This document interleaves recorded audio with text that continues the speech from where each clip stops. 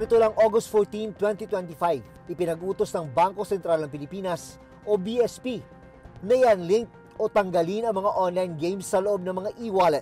We order BSP supervised institutions to take down and remove all icons and links redirecting to online gambling.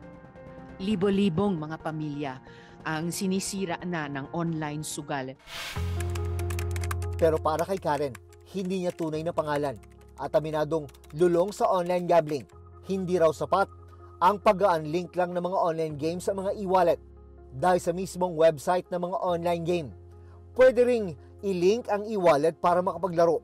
Kagaya nito, nakapunta pa rin naman ako sa official website nila. And dun sa official website, meron pa rin option na mag-cash in through e-wallets, even banks, kahit crypto.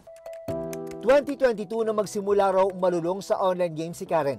Ang kanyang kita na 90,000 pesos bilang isang supervisor ng isang call center company. Halos napupunta lang daw sa katataya sa online games. Mababayaran yung bills, pantapa lang. Pero majority of it, itataya mo pa rin. So, lumala na siya na lumala. Yun na yung nagiging routine ko ngayon. Sad to say, ganun na siya. May pagkakataon daw na sa loob lang ng ilang oras, nananalo siya ng 350,000 pesos.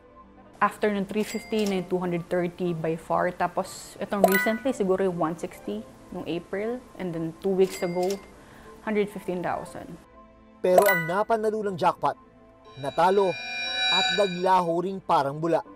Wala rin siya. Kaya yung asawa ko, sobrang gagalit na siya na sinasabi niya, maglalaro ka lang tapos papatalo mo rin naman. Wala namang isa-isa yung ginagawa mo. Kaya tulad din na Sherwin at Alex, kailangan din niyang mangutang para muling makapaglaro. Ang kabuuan ng kanyang utang ngayon, umabot na sa halos 1 million pesos. Para mabayaran ang malaking utang, nag-loan na rin siya sa bangko at iba pang lending institutions. Recently, yung calamity loan, 19,000 mahigit, almost 20,000. Siguro mga 3,000 lang napunta sa bills, pero 16,000 napunta pa rin sa paglalaro. Same with yung mga other loans ko. Pag-ibig, lahat na ubos ko.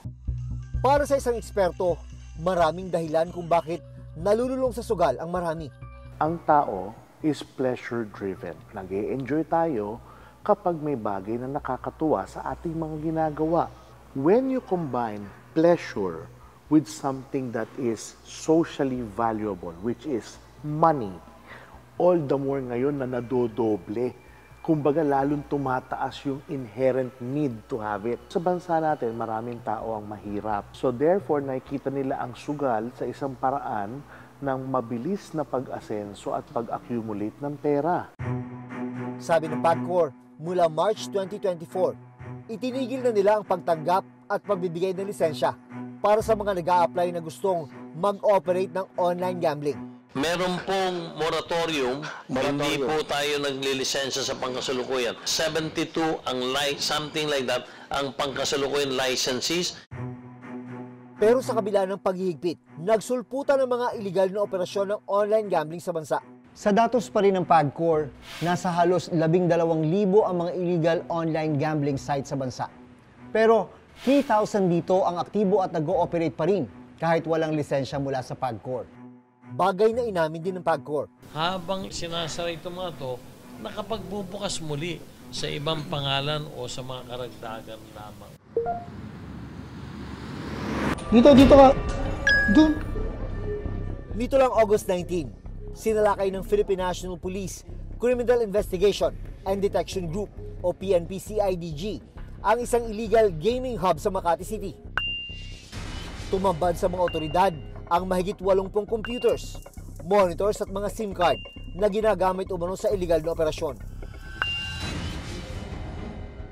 7 ang arestado, kabilang ang 5 foreign nationals at 2 Pilipino na nagpapatakbo umano ng gaming hub. Lumalabas sa investigasyon na ang modus ng kumpanya ay iligal na pasugalan at nakita rin natin ang mga pandarayang kanilang ginagawa na ang mga tao na tumataya ay siguradong talo. Nailigtas naman na mahigit 40 recruit na empleyado na pinangakuang maging information technology at customer relations officer. May possible trafficking in persons na anggulo itong kaso na ito.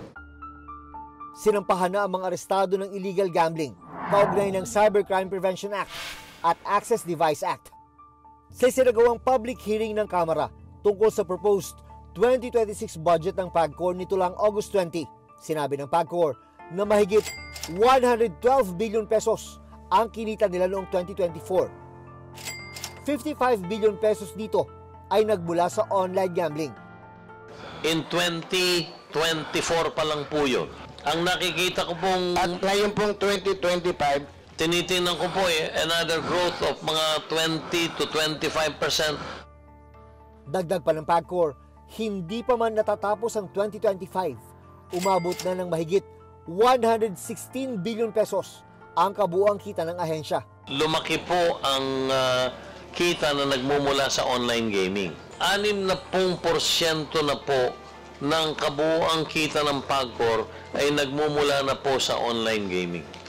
Yung pong 38% ay nagmumula naman po sa land-based casino operation. Noong 2024, nag-remit ang PAGCOR ng halos 13 billion pesos sa National Treasury. Halos triple ng 4.6 billion pesos na naibigay nila noong 2023. Ayon sa PAGCOR, malaking tulong ang kontribusyong ito para palakasin ang kakayahan ng pamahalaan na pondohan ng mahahalagang programa gaya ng infrastruktura, kalusugan, edukasyon at social services. Ang amin po'y dapat na lang siguro'y higpitan pa natin ang regulasyon nang sa ganon ay mabalanse natin ang pagpasok ng pera sa gobyerno at mabigyan ng pansin ang sinasabing nagkakaproblema sa addiction sa gambling. Kakailanganin natin ng epektibong polisiya regarding this. It could be in the form of a legislative act. It could be in the form of a policy, a Republic Act for that matter. And right now, kasi kailangan natin talaga ng added revenue sources Pwede ring mag-link sa mga bangko. Nakapanayam ng Reporters Notebook si Senator Win Gatchalian, isa sa mga nagsusulong ng mas mahigpit na regulasyon sa online gambling bilang tugon sa lumalalang epekto nito sa mamamayan. Sa ilalim ng isinusulong niyang panukalang batas o ang Act Regulating Online Gambling in the Philippines, itataas sa 21 ang minimum age para makapaglaro ng online games. Tataasan din daw ang minimum cash requirement sa mga online gambling account para maiwasan ang mas madalas na pagtaya. Sa aming proposal, 10,000 ni minimum. So, ibig sabihin kung wala kang 10,000, di ka pwedeng tumaya. At ang top-up mo is another 20,000. Siguraduhin natin na yung may kaya lang ang pwedeng tumaya, hindi yung mga kung sino-sino lang napakadali para sa mga ordinaryong mamayan natin.